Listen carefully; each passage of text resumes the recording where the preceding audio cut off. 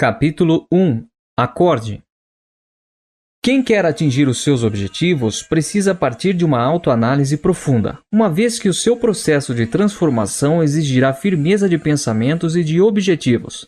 E nós só atingimos esse tipo de clareza ao definir muito bem o que nos faz feliz e o que nos derruba na vida cotidiana. O primeiro passo é se propor alguns questionamentos. Pare agora e seja sincero com você mesmo. Qual tem sido sua atitude diante da vida? Como você tem colocado diante de sua família, das pessoas, dos desafios, das oportunidades? Como as pessoas que mais lhe conhecem definem sua atitude diante da vida? Com autonomia e ação ou de forma passiva e acovardada? Aceitando os desafios ou se escondendo deles? Topando a parada ou buscando uma desculpa para não ir adiante? Sinceramente, como você se vê na questão de atitude e autonomia diante da vida? Observe-se ao longo da semana ou do mês que passou. Dessa forma, responda com toda sinceridade. Você foi para a academia e assumiu o comando da saúde ou deixou mais uma vez para recomeçar na segunda-feira ou no mês que vem? Quando você olha para a forma do seu corpo, sente prazer e orgulho, vergonha e tristeza ou finge que nem está nem aí? Você tem sido referência na empresa em que trabalha, gerando grandes resultados, desempenho tremendo e dessa maneira conduzindo sua carreira ao sucesso profissional? Ou você é mais um que preenche a vaga de emprego e reclama do chefe e da empresa? Você continua estudando e aprendendo como um jovem aprendiz sedento por informações e saberes? Ou acredita que já aprendeu tudo o que precisava para ter o melhor da vida e mal lê um livro por ano, deixando o seu destino à deriva? Em casa, você é um pai ou uma mãe presente, que dedica tempo de qualidade a seus filhos e conduz sua família com uma vida abundante? Você senta no chão com eles, brinca ou gargalha? Ou seu trono real na frente da TV e do smartphone o impede de ser um pai ou mãe capaz de formar verdadeiros campeões? Com base nessas perguntas, assinale como você sinceramente se percebe hoje, no contexto da autonomia de ser, fazer ou ter o melhor. Primeira opção: como capitão do barco da sua vida ou como marinheiro à espera de ordens. Como diretor de um filme de sua vida ou como coadjuvante que espera uma vez para entrar em cena. Como escritor do livro da sua vida ou como um personagem à espera do próximo capítulo. Qual foi o resultado gerado por essas perguntas dentro de você? Como você se sente depois de respondê-las e autoavaliar-se? Quais fichas caem? Você está dando o seu melhor? Você está usando o seu tempo para construir uma vida extraordinária? Sem querer ser redundante, mas buscando profundidade em mudanças e conquistas, peço que responda de próprio punho as perguntas poderosas que vêm a seguir. Qual tem sido sua atitude diante da vida? Como você tem se colocado em termos de autonomia e ação diante de família, profissão, dificuldades e ameaças e oportunidades? Sinceramente, de 0 a 10, quanto você se sente no comando do barco da sua vida? Os resultados que você tem colhido na sua vida estão de acordo com o que você gostaria de ver para si mesmo? E quanto desses resultados se devem à sua falta de atitude ou autonomia?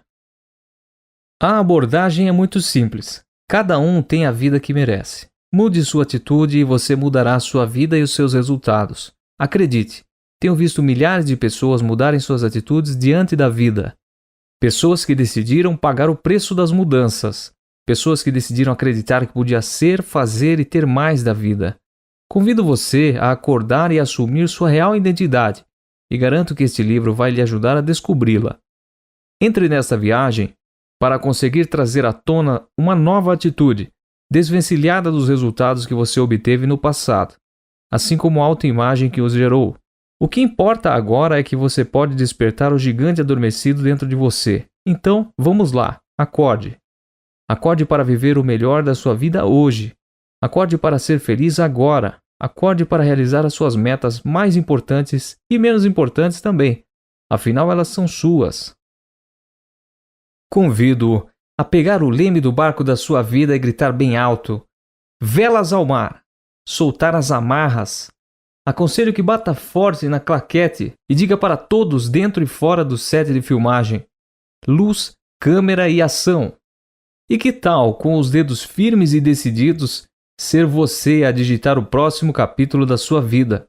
Vamos, acorde, esse poderoso gigante adormecido dentro de você e venha comigo nessa jornada de conquistas e realizações. Acordando para uma vida abundante. Qualquer coisa diferente de abundância é disfunção. Existe uma passagem bíblica que me faz muito bem e que produz em mim gigantesca crença de possibilidades. Nela, Jesus Cristo diz: "Mas eu vim para que tenham vida, e vida em abundância." Jó, capítulo 10, versículo 10. Pessoalmente, acredito completamente na veracidade literal dessa passagem. Creio que você e eu estamos aqui para ter e viver o melhor deste mundo aqui e agora. Como também foi dito por Jesus: "Neste mundo tereis aflições." Em Jó 16:33. De fato, teremos reveses, quedas e problemas ao longo da nossa vida. Isso é algo que não escolhe classe social, raça ou gênero. As dificuldades existem para todos os seres humanos. Contudo, mesmo assim, continuo acreditando que até as piores aflições podem e devem produzir aprendizados e mais abundância ainda em nossa existência. O CIS, na sua base teórica, filosófica, ferramental e prática, busca os seus processos produzir abundância em todas as áreas e acredita que tudo o que não for abundância é disfunção, e de forma obstinada trabalha para eliminar ou diminuir qualquer disfunção na vida das pessoas. O bordão usado por todos nós do CIS diz assim: "Eu vim para que tenham vida e vida em abundância." Jesus Cristo, Jó, capítulo 10, versículo 10. E tudo o que não é abundância na sua vida é disfunção. E toda disfunção deve e merece ser tratada. Paulo Vieira. Dr. Anthony Portigliatti contou-me uma história que fala dessa visão abundante de vida. Certa vez, estava um senhor em seu barquinho pescando. O primeiro peixe que pega com seu anzol é grande, um tucunaré. Ele olha para o peixe, analisa bem, o devolve para o rio. Logo em seguida, ele pega um grande tambaqui, com mais de 10 quilos. Novamente, ele olha bem para o peixe, mede o tamanho dele e devolve para o rio. O terceiro peixe que ele captura é uma tilápia pequena. Ele olha para ela com cara de satisfação e analisa e põe no cesto dentro do barco. E novamente volta a pescar, logo pega outro peixe grande e devolve para o rio. E mais uma vez ele pega um peixe pequeno e coloca dentro do barco. Vendo aquilo e não entendendo nada, outro pescador se aproxima e pergunta ao senhor: "Amigo, não estou entendendo nada. Quando o colega pega um peixe grande, devolve para o rio, e quando pega um peixe pequeno, põe no cesto? Não era para ser o contrário?" Ao que o pescador responde: "Sabe o que é? Lá em casa a frigideira é bem pequenininha e não cabem nela esses peixões." Tenho visto muitas pessoas adormecidas para o seu potencial e vivendo aquém das suas possibilidades. Elas são como o Senhor que devolve os peixes grandes para o rio. Que tal aumentar o tamanho da sua frigideira e querer mais de si e da vida? Que tal ir ao mercado agora e comprar uma frigideira bem maior e pescar os mais saborosos peixes do rio? Tenha claro para você o que é abundância. Ter pouco dinheiro é abundância? Não ter dinheiro no final do mês para poupar, para investir, para viajar, para ajudar o próximo é abundância? Certamente não. Essas situações são algo que chamamos de disfunção. Abundância não é ter o corpo nem bonito nem feio. Por exemplo, abundância é ter o corpo saudável e forte, independentemente da idade. Um corpo que lhe traga prazer e lhe ajude a chegar aos seus objetivos. Um corpo que celebra este que é o maior presente que você recebeu. Pessoas com a frigideira financeira pequena acreditam que pagar as contas, mesmo que não sobre nenhum dinheiro, já é uma vitória. Vitória, na verdade, é pagar as contas e ainda ter dinheiro para ajudar o próximo. Isso sim é abundância. Como é cômodo e egoísta ter dinheiro para pagar suas contas quando você poderia ajudar tantas pessoas ao seu redor. Preciso dizer isso a você, leitor, com firmeza. Nem eu, nem você estamos aqui para ter uma vida mediana. Você pode ouvir estas palavras e pensar: mas eu não tenho problemas em casa. Não é sobre problemas que estamos falando, mas sobre a necessidade de existir amor, afeto, proximidade e respeito abundantes. Você diz estar tudo bem com as pessoas da sua casa, mas como vai ser possível ajudá-las se lhe falta capital? Como você vai amparar aqueles a quem ama se não tem condições financeiras para isso? Afinal, seu dinheiro não falta, mas também não sobra. Reitero que não se trata de falta. O desejo de não faltar não significa ter abundância. O que eu desejo para você é que não apenas não lhe falte dinheiro, mas que você tenha dinheiro sobrando. Desejo você uma vida abundante. Eu não quero saber se está conseguindo apenas o suficiente. Eu quero saber de abundância na sua vida. Não quero saber se no seu casamento não existem brigas. O que importa é a abundância no seu casamento. Se o nosso destino é ter uma vida abundante, qualquer coisa diferente de abundância na sua vida é disfunção. Por favor, aumente sua frigideira e pesque peixes maiores e mais saborosos. Por que não pensar a vida a partir de agora em termos de abundância e possibilidades? E por que não ter aquela casa maravilhosa? Por que não ser algo comum rolar na grama com seus filhos? Por que não? E por que não ter os seus filhos lhe beijando e você os beijando todo dia, sem precisar de uma data especial para isso? Por que não ter uma saúde abundante para correr, pular, subir?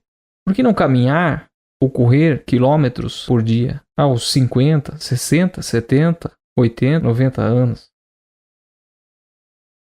Uma vez, ao viajar, eu estava embarcando na fila de prioridade do avião com os meus filhos ainda bem novinhos. E ao meu lado estavam dois senhores, um deles forte, altivo, nitidamente musculoso, com uma postura ereta. O outro senhor notoriamente acima do peso, ombros arqueados, semblante cansado e andando com certa dificuldade. Na hora que o comissário anunciou nossa entrada, aquele senhor musculoso disse: "Por favor, jovens, podem passar à minha frente." Achei estranho ele chamar a mim e a outro senhor de jovens e perguntei: "Com licença, senhor, mas qual a sua idade?" Ao que ele respondeu com um sorriso no rosto: "Tinha 85 anos. Só me restou dizer uma coisa: uau, sério? 85 anos e em forma desse jeito? Parabéns." Depois de sentado e acomodado no avião, aquele outro senhor da fila se sentou ao meu lado e disse com um ar de inveja ou orgulho ferido: "Você viu aquele velho convencido na fila do embarque? Ele só disse aquilo para parecer, como não podia deixar de ser." Eu perguntei ao senhor: "E você, quantos anos tem?" Meio envergonhado, ele respondeu que tinha 63. De fato, aquele senhor forte e altivo tinha toda a razão em nos chamar de jovens. Afinal, ele era 22 anos mais velho que outro senhor e 45 anos mais velho que eu. Porém, estava na mais perfeita forma. Ainda na fila, aquele senhor super saudável me explicou o segredo de sua saúde e me disse que há 40 anos teve um infarto e quase morreu. Aquilo fez com que ele acordasse para a sua vida. E desde então passou a se alimentar com rigor, malhar todos os dias, nadar 2 vezes por semana e caminhar em um grupo de jovens amigos, todos na faixa entre 40 e 50 anos, 2 vezes por semana. Será que o que eu estou falando é utopia? Será que o que eu estou falando é impossível? Será que o que eu estou falando é inatingível para alguém? Veja que não estou falando de uma vida sem aflições ou problemas. Vamos ter problemas, sim. Vamos ter dificuldades, sim. Por que não aprender com cada chuva como fazer um telhado melhor para a nossa casa? Por que não aprender com cada tormenta como construir um barco mais forte? E esse é o ponto desse capítulo. Olhe no espelho e pergunte-se: por que não? Estilo de vida abundante. E agora você pode me perguntar: o que é um estilo de vida abundante? Imagine que você acorda cedo, vai malhar, faz amor logo de manhã cedo com o homem ou a mulher da sua vida, brinca com o seu filho, deixa ele no colégio, vai trabalhar, ama o trabalho e gosta do que faz. E por isso faz com prazer, faz bem feito, é reconhecido, ganha dinheiro, mais do que apenas o suficiente para a sua sobrevivência. Despede-se dos colegas de trabalho já com saudade deles. Vai dar uma corrida, encontra com a família e ainda encontra os amigos para um jantar em um bom restaurante. Depois vai para casa, ama seus filhos, é amado por seu marido ou por sua esposa. Dorme gostoso e acorda no dia seguinte e grita "Yes!". Não é pedir demais, e eu não estou falando de uma vida egoísta. Eu coloquei nesse contexto seus filhos, sua esposa, o seu esposo, você fazendo essas pessoas felizes e buscando que essas pessoas sejam felizes. Um estilo de vida no qual tudo é abundante: o dinheiro, o amor, a felicidade, a paz. Quando foi que paramos de acreditar nisso? Se observar uma criança emocionalmente saudável, ela vai falar de abundância em todas as suas brincadeiras, representando isso com suas bonecas felizes, cheia de filhos também felizes. Ela terá sua casa colorida, cheia de amigos. Ela fará um fogãozinho, comidas deliciosas. Quando foi que algo tão natural na nossa infância se tornou tão distante e utópico, a ponto de aceitarmos tão pouco da vida? A resposta para esse distanciamento de perspectiva de uma vida abundante vem de olharmos para a TV, para a mídia tradicional, para as telenovelas, os telejornais, para a maioria dos filmes e para o diálogo da maioria das pessoas, e percebemos que a tônica e os temas centrais giram em torno de morte, dor, medo, perda, traição, tristeza, mentira, vingança, ódio, violência, cobiça, inveja, inversão de valores, e assim por diante.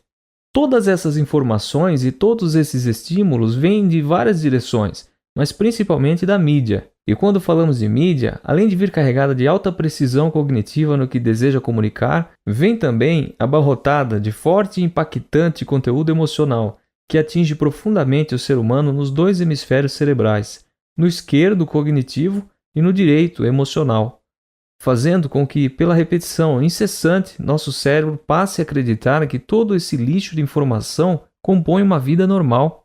E assim vamos nos anestesiando com tantas informações ruins e vamos recebendo todo esse material cada vez com menos crítica, menos questionamentos e mais normalidade. Resumindo, o nosso cérebro, que não resiste a estímulos repetitivos sem que haja mudança nele, passa a acreditar que tudo isso de fato é real, aceitável e, por fim, normal. Lembro uma matéria publicada sobre uma foto tirada na Praia Vermelha, no Rio de Janeiro, onde um casal de turistas fazia uma selfie com o pão de açúcar ao fundo e um cadáver afogado estirado ao lado deles. O incrível era a normalidade com que eles posavam ao lado do cadáver para não perder o melhor ângulo da paisagem. De forma muito clara, para aquele casal, a morte é algo que se tornou normal, para não dizer banal. Um ser humano afogado, uma vida encerrada precocemente, uma família sem um integrante, uma mãe sem filho e provavelmente filho sem pai, e mesmo assim nenhuma estranheza, nenhum choque, uma vida vista de forma banal e sem importância. São tantas reportagens de assassinatos e sequestros, mortes, violência, catástrofes, guerras, que tudo isso vai se tornando comum, tão comum que inconscientemente vamos dando um status de normal para todas essas informações que não param de chegar. E a mesma coisa vemos com relação à pobreza no Brasil, que de tão comum se tornou normal. Ônibus e trens lotados, carregando pessoas amontoadas, entulhadas e imprensadas umas sobre as outras. Isso também é completamente normal aqui no Brasil nos dias de hoje. Não conto com quantas pessoas conversei e tentei mostrar que nada disso era normal. Não consigo contar quantas vezes eu disse: acorda! Eu, você e o Brasil merecemos mais do que isso. E eu vou deixar por sua conta identificar outro tanto de valores e conceitos que a mídia tradicional tem nos empurrado goela abaixo como normais.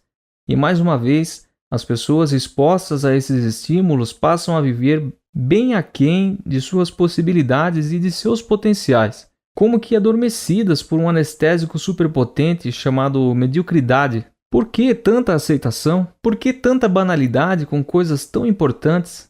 Para fechar a explicação, a neurociência mostra que nosso cérebro acaba por aceitar e até mesmo procurar o padrão que mais se repete. Quando nossa mente, buscando segurança e subsistência, compara nossa vida a telejornais, telenovelas, noticiários, filmes e a tudo que a cerca. Nossa mente passa a acreditar que a mídia dos acontecimentos, que de antemão foram tão corriqueiramente apresentados, são de fatos normais e aceitáveis, até desejáveis. Então, depois de tantos e tão impactantes estímulos, temos um cérebro programado para procurar e produzir uma vida normal e conhecida tal qual os modelos aos quais fomos expostos. Assim, resta-nos viver uma vida medíocre, sem questionamentos e sem maiores expectativas. Uma vida abaixo das nossas reais possibilidades e potenciais, diferenciando o que é normal do que é comum. Para ilustrar essa questão, imagine o seguinte caso de uma vida normal. Um pai de família já contagiado e contaminado por esses estímulos negativos comunicados pelo mundo ao seu redor, chega em casa exausto, cansado, estressado, depois de 10 horas de trabalho, Ao passar pela sala, um dos seus filhos, que está ouvindo música, acena para o pai apenas com um sutil levantar de sobrancelhas e nada mais. Na mesma hora, uma voz interna, chamada voz da consciência, questiona esse pai que acabara de chegar à casa dizendo: "É assim que o seu filho recebe você em casa depois de um dia inteiro de trabalho?" E o pai imediatamente responde à voz com um tom de gozação: "Jovens, jovens. Jovens são assim mesmo, vivem cada dia no próprio mundo, isso é normal." Depois de passar pelo filho, ele vai em direção ao seu quarto, passa pela filha, que está atenta ao seu celular e não o cumprimenta. E novamente a voz interrompe seu caminhar e pergunta: "E a sua filha, que não é mais tão jovem assim, não vai te cumprimentar com uma palavra ou um abraço?" E novamente ele responde: "Filhos são assim mesmo, cada um no seu mundo. Isso é normal." Então, no corredor da casa, ele finalmente trava o primeiro diálogo com alguém, sua esposa. Sem olhar para ele e sem entusiasmo nenhum, pergunta: "Trouxe o pão?" Dessa vez fala mais forte e inquisitiva. Nem a sua esposa se levanta para te recepcionar depois de um dia de trabalho? E com uma resposta pronta, ele fala: "São 20 anos de casamento. Você acha que as esposas vão receber seus maridos na porta com um beijinho dizendo eu te amo depois de tantos anos de casado? A vida é assim mesmo. Isso é normal." Ao passar por toda a sua família, ele vai tomar banho. Ao sair do banheiro, ele se dirige para a cozinha, tira o seu prato do forno, senta sozinho à mesa e começa sua refeição silenciosa. Se não fosse pelo barulho dos carros que vem da janela, novamente a voz diz: "Você vai jantar só? Toda a sua família está em casa e você vai jantar sozinho?" Ele novamente responde: "Cada um tem a sua vida, seus afazeres. Você sabe que é assim mesmo. As famílias hoje em dia são assim mesmo. Isso é normal." Ao acabar o jantar, ele senta à mesa da sala e começa a separar as contas do mês que vai pagar e as que ele não vai conseguir pagar. A voz reaparece e pergunta com um ar de cobrança: "Você vai deixar de pagar todas essas contas nesse mês?" E novamente, com uma resposta pré-fabricada, ele interrompe a voz e rebate dizendo: "Na vida que levamos hoje, atrasar uma conta ou outra é normal." Entretanto, a jornada desse pai de família na sua casa não para por aí. Depois de separar as contas a ser pagas e as que não serão, ele vai para o seu quarto, deita-se na cama, liga a TV e assiste a um filme de ação só para relaxar, enquanto sua esposa está vidrada em uma rede social. Agora, em tom de desespero, a voz questiona: "Você não vai conversar sobre o seu dia com sua esposa, fazer carinho nela ou fazer amor?" E de forma ríspida, o homem responde à voz que questiona toda a sua vida: "Você não percebe que temos 20 anos de casado, que é assim mesmo? Todo mundo vive assim. É pela milésima vez. Isso é normal. Minha esposa gosta de rede social e eu gosto de filmes de ação e pronto." Passada uma hora, o filme de ação se transformou em um filme de pornografia. A esposa já está dormindo e ele, mesmo exausto, não sente sono. Tenta dormir, mas não consegue. Desliga a TV e permanece com os olhos abertos. Sem conseguir relaxar, a alternativa é tomar um remédio para dormir. Ele toma um comprimido que não faz efeito. Depois de tomar o segundo comprimido, a voz, já cansada de seu dono e seu estilo de vida, pergunta mais uma vez: "Vai tomar 2 comprimidos para dormir?" E também cansado de ter sua vida confrontada por essa voz que não lhe dá trégua, ele responde pesadamente: "Quem não toma remédio para dormir? Hoje em dia todo mundo toma. Isso é normal." Então, uma hora depois de tomar o segundo comprimido, o sono vem. Um sono superficial, respiração pesada, uma apneia noturna assustadora. O celular desperta indicando 6:30 da manhã. Ele levanta, cansado e atrasado para ir ao trabalho, e sai apressado, sem se despedir dos filhos e da esposa, e a voz não perdoa e pergunta: "Você não vai sair sem se despedir dos seus filhos e de sua esposa, vai?" Ao que ele responde rispidamente: "Você não vê que eu estou atrasado? Que não tenho tempo para isso? Nesse mundo corrido, ninguém tem tempo para essas besteiras. É assim mesmo, isso é normal." E antes de chegar ao trabalho, ele já discute 2 vezes no trânsito, sem contar os sinais obscenos que fez para outro motorista que tomou à sua frente. Desta vez, a voz se calou, não perguntou, não questionou. Apenas deixou ele seguir o seu caminho de todos os dias. A voz da consciência se calou, foi vencida, e no lugar dela surge uma nova voz, Uma voz que faz piada com a própria desgraça. Uma voz negativa, irônica e justificadora. Ao chegar ao seu trabalho, estressado e zangado, ele parou à porta, suspirou, respirou e, de cabeça baixa, entrou. Entrou sem falar com ninguém, sem olhar para ninguém, sem cumprimentar os seus colegas e foi direto para a sua sala. Afinal, ele ia passar as próximas 10 horas fazendo o que não queria fazer, com pessoas com quem não gostaria de estar e recebendo bem menos do que se achava merecedor. E antes que a voz da consciência o trouxesse para a sua dura realidade numa tentativa de acordá-lo para as boas possibilidades da vida, veio a voz pessimista e negativa do senso comum. E de forma irônica e acusadora, a voz disse: "Isso é normal. Quem é que gosta do seu trabalho? A vida é assim mesmo. Temos que aguentar essa droga de trabalho chato, enquanto não aparece nada melhor. Família para sustentar e contas para pagar. Isso é normal." Agora era uma voz negativa, pessimista que falava.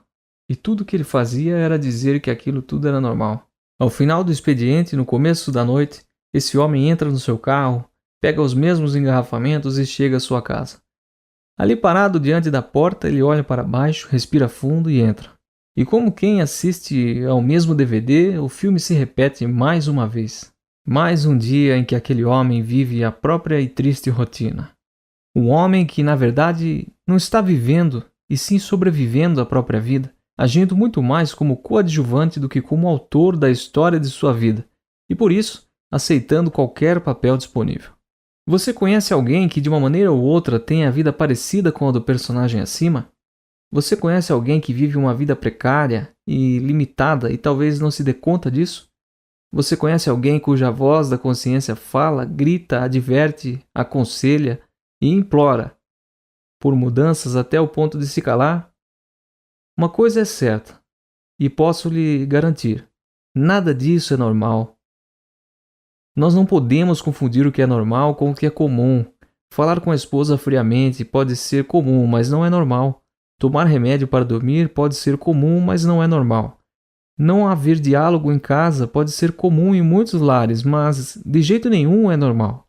Estar acima do peso é comum, mas não é normal.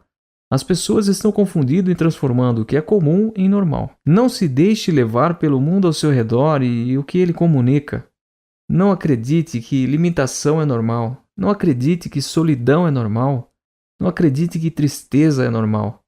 Tudo isso pode ser comum e corriqueiro na vida de muitas pessoas que permitiram, por ação ou omissão, contaminar-se e cair na zona do conforto dessa pseudonormalidade. No entanto, para você que está ouvindo este livro, nada disso é normal, lembre-se. Mas eu vim para que tenham vida, e vida em abundância.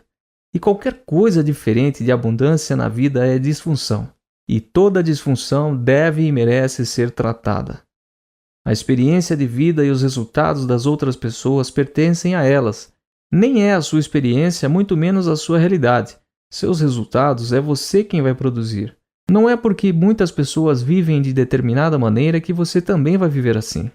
Você é o dono da sua vida e deve viver de acordo com aquilo que acredita ser o melhor para você, e não da maioria que parece ser comum a outras pessoas.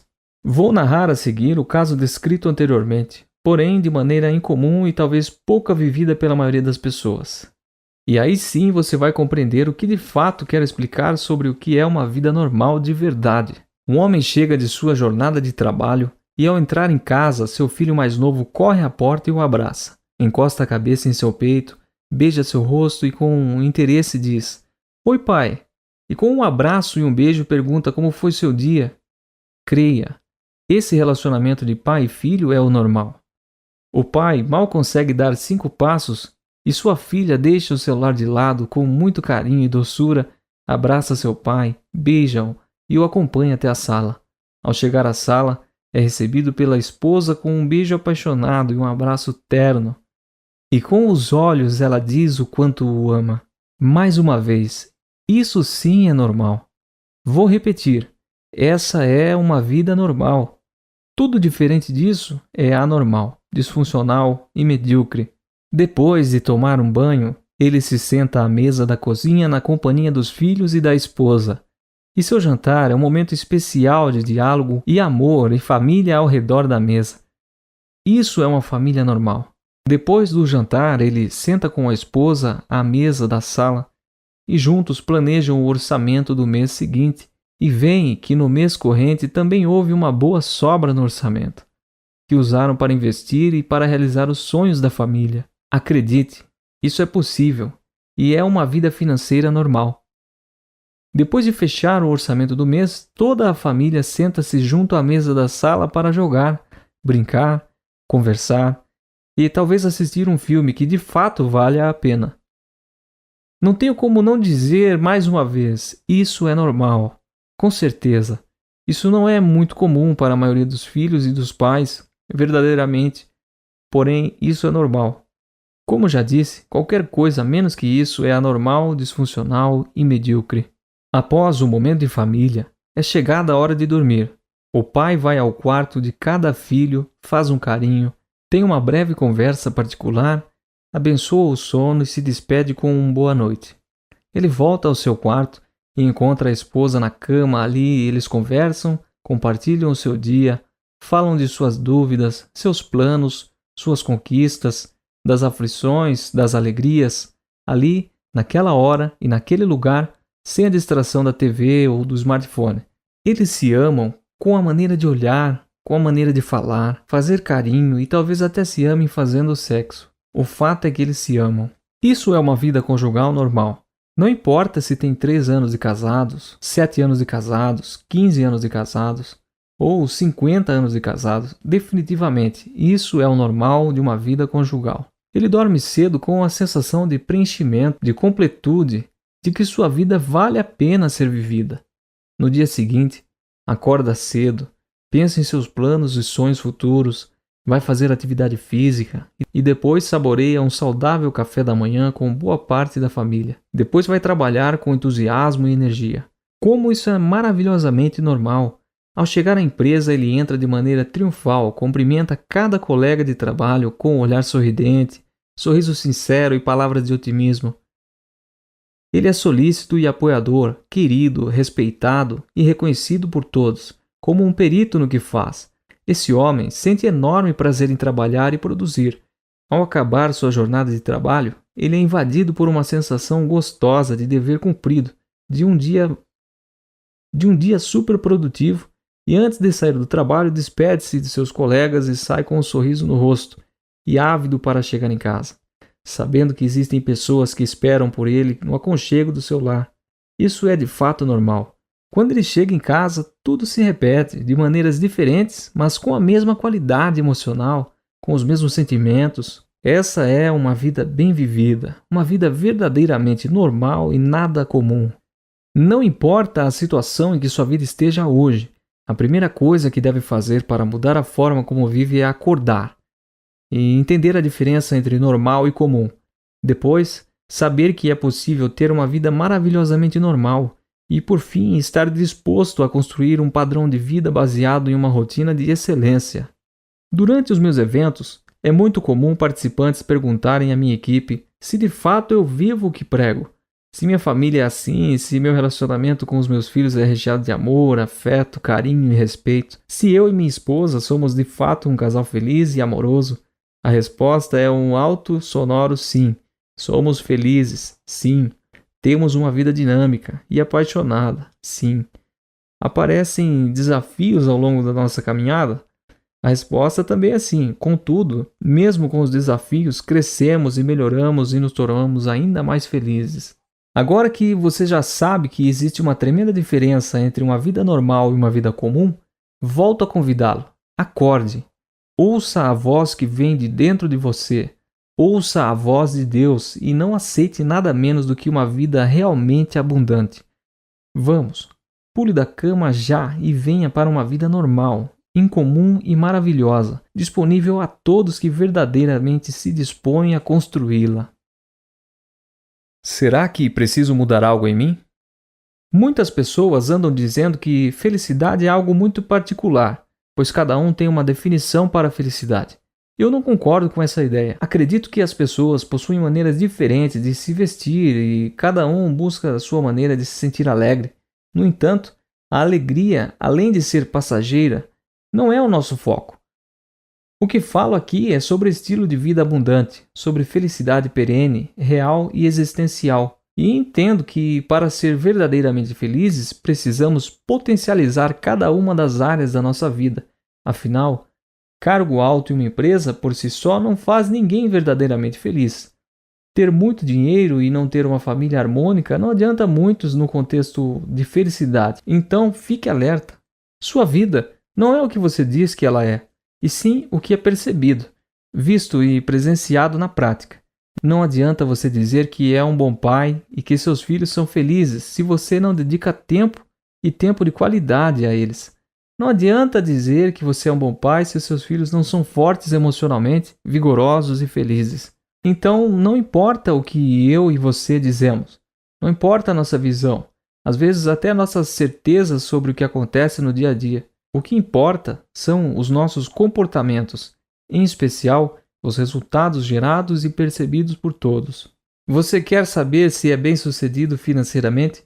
Então lembre-se de que não é o que você diz ou mostra às pessoas que determina seu patamar financeiro.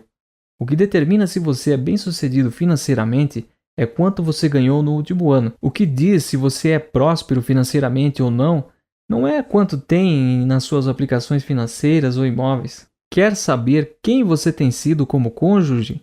Olhe para seu casamento. Olhe quantas vezes o seu marido ou sua esposa lhe beija. Olhe o respeito que existe entre vocês. Observe como dormem e como acordam.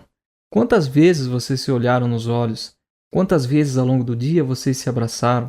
Seja sincero e corajoso para olhar para a sua vida como de fato ela tem sido. Avalie com a mente aberta. E se ela não está abundante, é hora de acordar e começar a agir.